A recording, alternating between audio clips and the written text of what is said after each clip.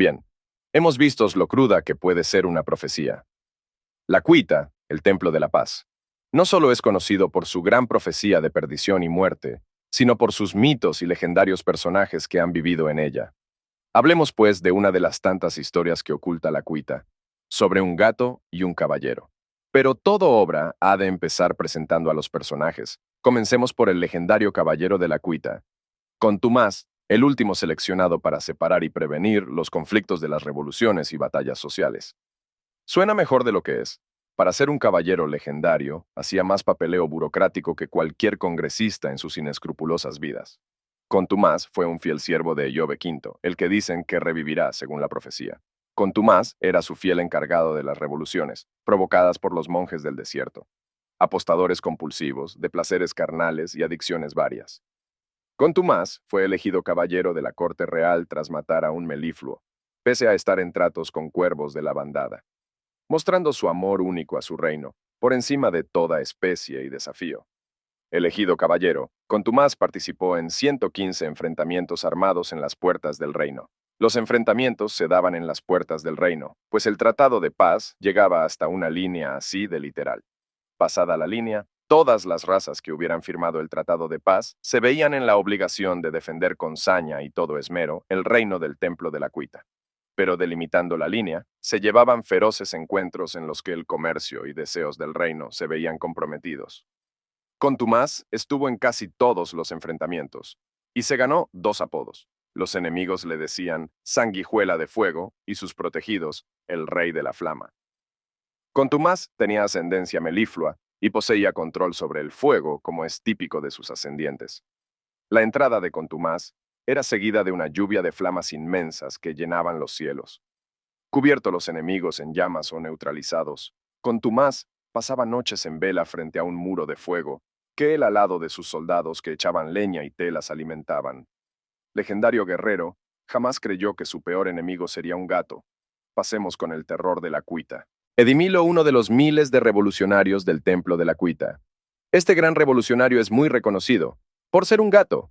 Sí, un gato pequeño y anaranjado, capaz de hablar y caminar en 2 patas, aunque lo hace poco porque le es incómodo, prefiere sus cómodas 4 patitas.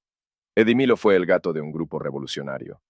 Sus líderes, que eran 5, fueron asesinados en una emboscada dada por el reconocido Contumaz. No quedó nadie vivo en la cueva en la que se ocultaban. Nadie, más que el gato.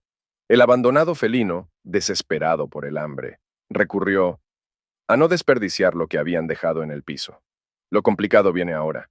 Por medio de la carne de los 5 líderes, que alimentó al gato por mes y medio, varias memorias combinadas de los 5 líderes, al lado de sus sueños y objetivos, pasaron al felino como si fuesen suyas. Con la capacidad de hablar en 7 lenguas, ser de los seres más desapercibidos en el gran desierto, y sobre todo, ser de los pocos seres capaces de matar en el Templo de la Cuita. Pues los animales sin conciencia eran capaces de matar y ser declarados simples animales. Hay maneras para descubrir si es un dios u otro ser oculto. Pero Edimilo era un gato de nacimiento. Mató a variados guardias y fue atrapado infraganti con una de sus víctimas. Se le capturó y se le hicieron todas las pruebas necesarias. Nada. Edimilo era un gatito sin más o menos. El asesinato del guardia era simple obra del destino o estupidez humana. El gato quedó absuelto y supo bien que un mundo de posibilidades nacía ahí donde sus motitas tocaban. Poco a poco se corrió la voz de un asesino incapturable en el Templo de la Cuita, algo que conmocionó a todos los reinos unidos en el Pacto de la Paz, pues su imagen y honor era lanzado a la basura. Altos precios se cobraban, para Edimilo era un diario, pan, pescado, carne y todo manjar que ese gato malcriado quisiera.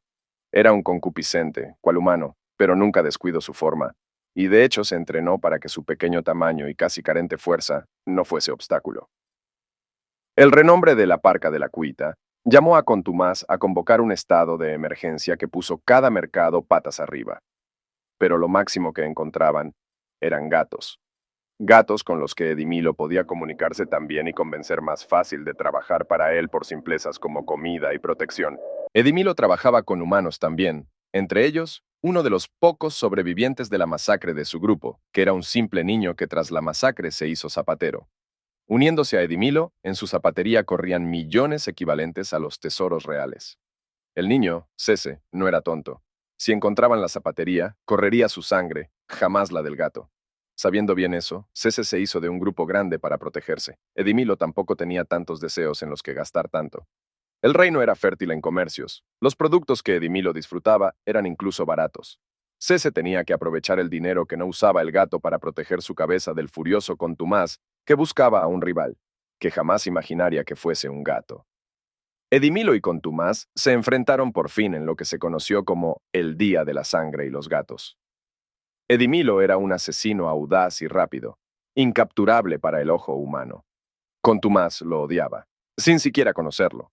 En sus manos y honor recaía la tarea de defender la cuita de esta amenaza. La confianza desbordante de Edimilo sería lo que lo arrinconaría a dejar demasiadas pistas que el pobre niño Cese tenía que reparar si quería conservar su cabeza o integridad. Todo empezó con la llegada excesiva de gatos. Había miles más de los que nunca se habían visto. Sus depredadores y personas aparentaban un gran respeto por ellos. Contumaz no desaprovechó ni la más mínima prueba e investigó esto. Pensó en un inicio que se trataba de un dios felino. Así, se recluyeron miles de gatos, y se les hizo pruebas comprobando a fin de cuentas que todos eran gatos normales. Pero no fue una búsqueda inútil, pues entre los capturados hubo un carnicero encargado de preparar manjares para los felinos. No deseó colaborar, pues por tan simple tarea, se llevaba pagas dignas de un diplomático o un noble. Contumaz no dudó ni un solo segundo en usar sus propias herramientas de carnicería en su propia carne. El carnicero habló a los 20 minutos empezado el interrogatorio. Él solo recibía dinero a cambio de recetas y platillos para gatos. Eran asquerosas para las personas, pero los gatos los adoraban. Él recibía pagos excesivos por sus obras y alimentaba a miles de gatos que venían como si conocieran de tal trato.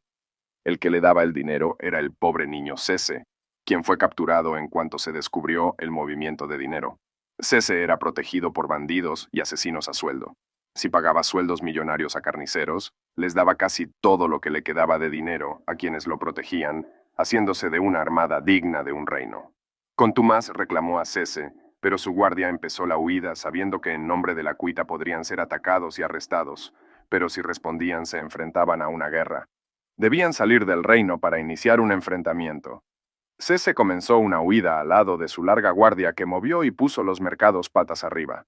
Edimilo se quedó ronroneando en la ventana del templo principal de la cuita. Era un simple felino más, nadie sospechaba de él, pero sabía bien que Contumaz le creería incluso al mocoso que atrapase. Relajado, pero audaz, Edimilo cortó las comunicaciones con el resto de reinos en un sanguinario encuentro con los mensajeros y principales escribas de la torre de comunicaciones. El encuentro dejó herido de una patita al gatito y, sobre todo, dejó huellas de sangre que Edimilo borró, haciendo que gatos pasearan por la escena del crimen. Contumaz no logró capturar a Cese, pese a la gran batalla que se desató en las puertas de la cuita, donde el ejército de Cese lo defendió con sanguinario deseo monetario. Contumaz volvió furioso y con las manos vacías, tan solo para descubrir que sus comunicaciones habían sido eliminadas. Lo más veloz que tenía para contactar con otros reinos eran aves rapaces con mensajes que tardarían un día como mínimo en el intercambio de comunicación. Contumaz no perdió la calma y trató de conectar los puntos de vuelta. Los gatos eran la conexión, no eran los gatos en general, era uno. Uno era un dios, un humano disfrazado o algo por el estilo. Comprendió eso a la perfección. Los gatos no eran parte del asesino, sino aquello que lo ocultaba. Eso mismo usaría para atraparlo.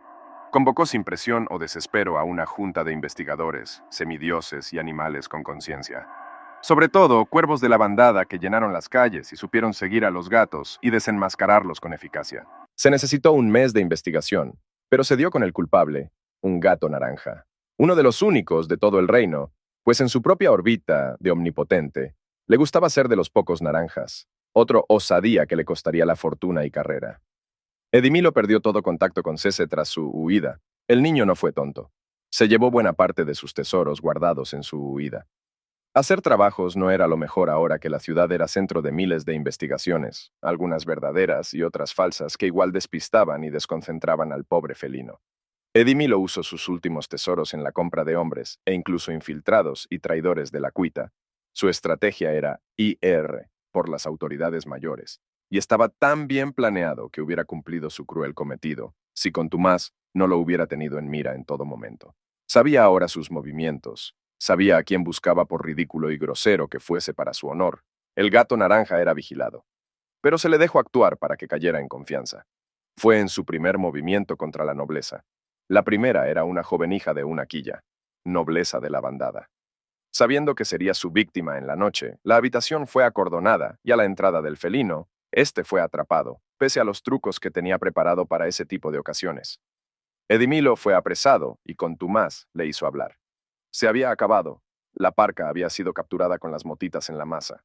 Pero desperdiciar a alguien así era de lo más absurdo. Edimilo pagó con 8 meses en una jaula especial para él, donde se le daba agua y restos que el orgulloso gato aborrecía.